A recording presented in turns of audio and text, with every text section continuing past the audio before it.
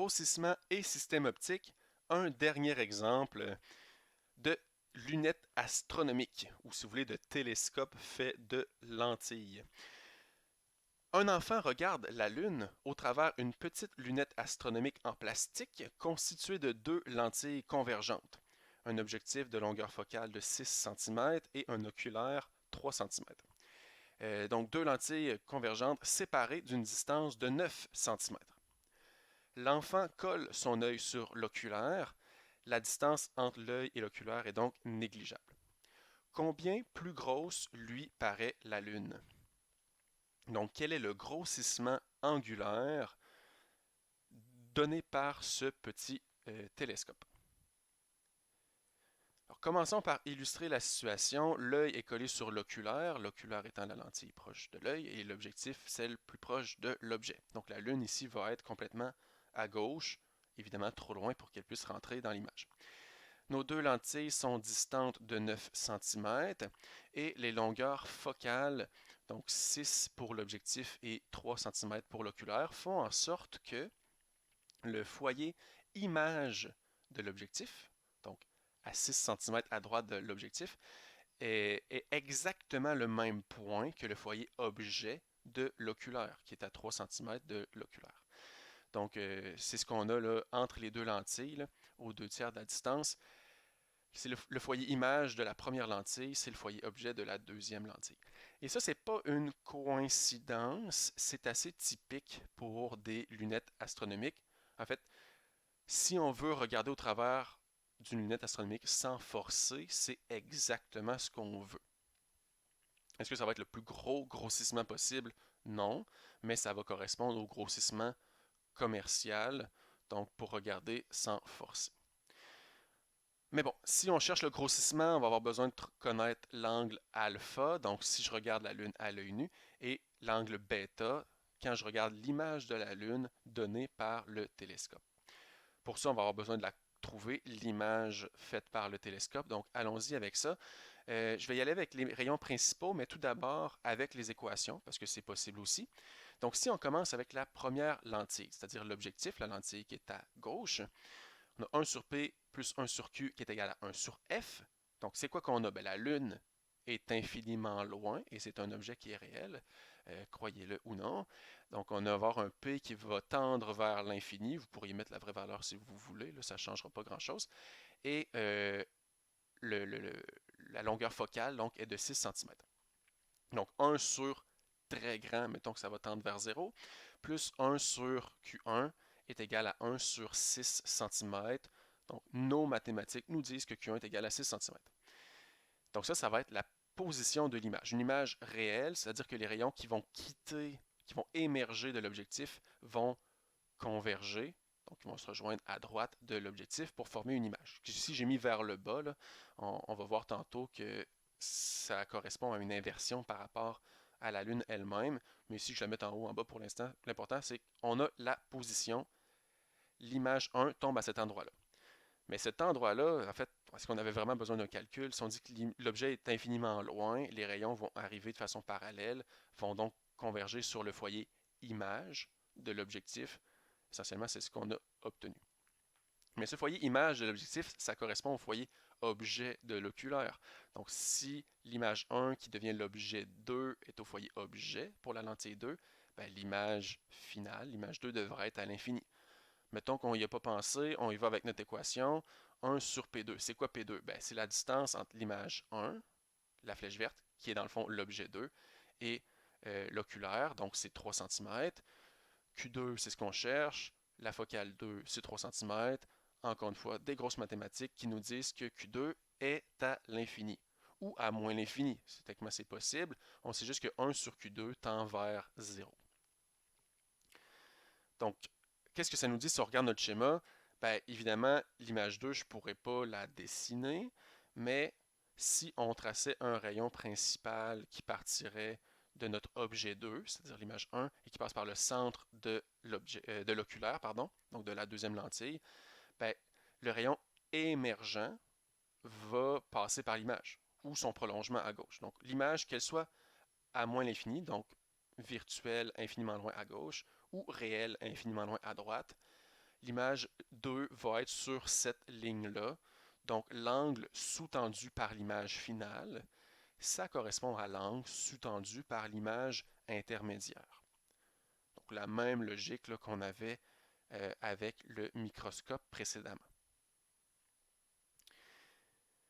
Comme je disais, je l'ai fait ici avec les équations, mais on aurait pu y aller avec des rayons principaux, donc je pense que ça vaut la peine de le faire juste pour faire un petit rappel des 10 rayons principaux. Alors, un rayon incident qui passerait par le foyer objet de l'objectif émergerait en étant parallèle. Ça va. Deuxième rayon émergent, ben, on aurait un rayon émergent qui passe par le centre de la lentille, traverserait tout droit, donc je peux en tracer un. Mais là, je n'ai pas fait n'importe quel rayon. La Lune est infiniment loin, donc les rayons doivent arriver de façon parallèle. Donc, j'aurais pu les faire à n'importe quel angle, ça, c'est pas important, tant que tous les rayons incidents, je les mette aux mêmes angles. Donc, notre rayon mauve ici passe par le centre, donc continue son chemin sans être dévié. Les rayons se croisent donc à l'image qui est, dans ce cas-ci, le foyer image. Donc, encore une fois, ça confirme. Le schéma à l'échelle et les calculs nous donnaient la même chose. Par la suite, si je veux faire des rayons principaux à partir de là, ben, je pourrais faire un rayon qui passe par le centre de l'oculaire. Donc, ce rayon-là, ici, je l'ai dessiné aussi qui venait de la gauche. Pour arriver à ce rayon-là, il aurait fallu un rayon parallèle incident aussi. Là, donc, il y aurait moyen de le faire. Il fait juste frapper l'objectif beaucoup plus bas là, que le schéma permet de le voir. Mais pour l'oculaire, donc un rayon qui passe par le centre va continuer sans être dévié. Par la suite, si je voulais un deuxième rayon principal pour cibler la position de l'image 2, ben, je pourrais prendre mon rayon bleu qui est incident en étant parallèle. Donc, il va sortir, va émerger aligné avec le foyer image. Et là, on a deux rayons qui émergent, qui sont parallèles. Donc, ça veut dire qu'ils se rejoignent à l'infini à droite ou leurs prolongements se rejoignent à l'infini à gauche, ce qui n'est pas impossible. Et finalement, petite parenthèse, le rayon mauve qui atteint le foyer, qui atteint l'oculaire, c'était pas un rayon principal, mais comme on sait l'image est où, on sait que les rayons vont émerger de façon parallèle, je pourrais dessiner sa fin quand même si ce n'était pas nécessaire. Au final, qu'on y aille avec les rayons principaux ou qu'on y aille avec les calculs, on sait que l'image 2 va former dans le fond un triangle semblable à celui formé par l'image 1. Donc l'angle bêta, on peut le trouver avec l'image 1. Allons-y pour trouver l'angle bêta. En fait, juste avant, l'angle alpha, pourquoi pas. Si on avait à regarder la Lune sans la loupe, sans le télescope, pardon, on n'aurait pas pu placer la Lune à 25 cm. On s'entend, c'est pas l'option qu'on a quand on a un objet comme un journal ou quand on regarde une bactérie sans microscope, on ne peut pas placer l'objet où qu'on veut. Donc ici, ben, ça va être la hauteur de la Lune sur la distance Terre-Lune essentiellement. Donc on a cette équation-là. Bon, la distance Terre-Lune est connue, mais on va voir que ce ne sera pas vraiment important. Elle va s'annuler elle aussi dans nos équations. Alors, l'angle alpha, l'angle sous-tendu par la Lune, ça va. C'est des valeurs qu'on peut connaître. Là. Si on connaît la distance Terre-Lune et on connaît la hauteur, ou si vous voulez, le diamètre de la Lune, ça donne environ un demi-degré. Mais dans notre cas, ça ne sera pas important non plus. Bêta maintenant. Donc, l'angle sous-tendu par l'image 2, comme on disait, c'est l'angle sous-tendu par l'image 1 aussi. L'angle est égal à la tangente vu que c'est des petits angles. Donc, image 2 sur distance 2. Encore une fois, que ce soit infiniment loin par la droite ou par la gauche, l'angle est le même. Donc, on pourrait mettre une petite valeur absolue ici sur la position de la distance image finale. Et ce rapport-là, comme c'est des triangles semblables, on peut l'avoir avec l'image 1 sur 3 cm. Donc, c'est le petit triangle qu'on voit là, entre l'image 1, la ligne pointillée rouge, l'axe optique, et le rayon principal orange. Et pour avoir l'image 1, ben, on pourrait dire que c'est le grandissement de la première lentille fois l'objet 1. Donc ça nous permet d'avoir une équation de bêta et une équation d'alpha qui vont dépendre de la hauteur de l'objet initial. Donc, quand on va faire le rapport des deux, ça va s'annuler. Maintenant, ce qui nous reste à savoir, c'est quoi le grandissement fait par la première lentille? La première lentille, c'est une lentille mince, donc le grandissement, c'est moins Q sur P. C'est des distances qu'on connaît. On sait que l'image 1 est à 6 cm de la première lentille, c'est ce qu'on voit sur le schéma en bas. P1, ben, la Lune par rapport à la première lentille, c'est la distance Terre-Lune, et avec le moins, donc on obtient ça ici. Et si je mets le grandissement M1, donc qui est égal à moins 6 cm sur la distance Terre-Lune, dans l'équation juste un petit peu plus haut, ben, le 6 cm sur 3 cm, ça va nous donner 2.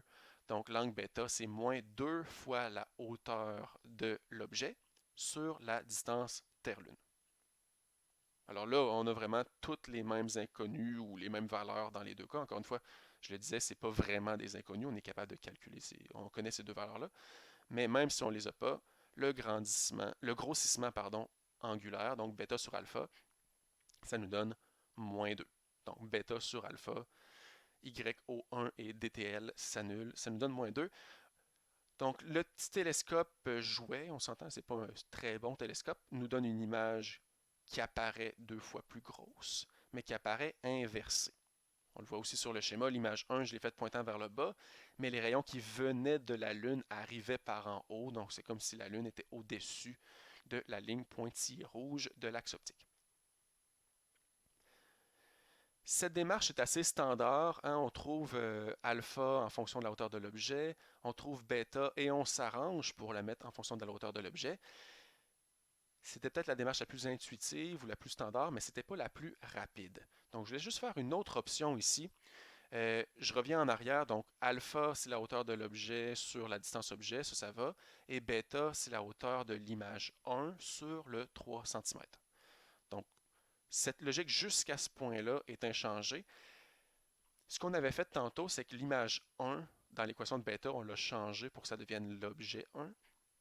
Ici, ce qu'on va faire, c'est qu'on va faire l'inverse. On va exprimer alpha en termes de l'image 1. Comment on peut faire ça?